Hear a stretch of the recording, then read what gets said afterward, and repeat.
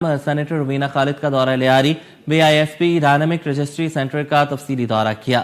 لیاری سے be I S پی میں register beneficiaries کے 1000 نوجوانوں کو بے نظیر ہنرمند پروگرام کے تحت تربیت دی جائے گی۔ سینیٹر روبینہ خالد کے ہمراہ ترجمان سندھ حکومت سعدیہ جاوید، رکن سندھ اسمبلی شازیہ کریم سنگھار بھی ہمراہ تھیں۔ پیپلز پارٹی جنوبی کے صدر جاوید ناگوری اور سٹی ایریاز کے عہدیداران نے ان کا بھرپور خیر مقدم کیا۔ رکن سندھ اسمبلی شازیہ کریم سنگھار نے لیاری آمد پر انہیں گلدستہ پیش کر کے خوش آمدید کہا۔ بعد ازاں بہار کالونی اور Chakiwara, Karimabad, Chani Sargot B I S P dynamic registry centre کا تفصیلی دورہ بھی کیا۔ چیئرپرسن روبینہ خالد نے بی آئی ایس پی کے افسران اور عملے سے شکایات اور مسائل کے تدارک اور مستقبل میں بہتر سے بہتر کارکردگی کے حوالے سے ہدایات دیں۔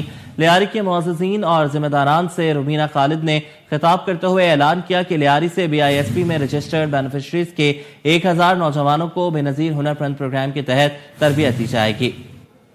Chairperson B I S P Rubina Khalid district south میں تاحال 24,000 سے زائد بی آئی ایس پی کے بینیفیشریز ہیں۔ Chairperson B I S P doctor Rubina Khalid نے بتایا کہ نادرا اور بی آئی ایس پی مشترکہ طور پر ہر یو سیز میں B I S P registration کا آغاز کیا جائے گا۔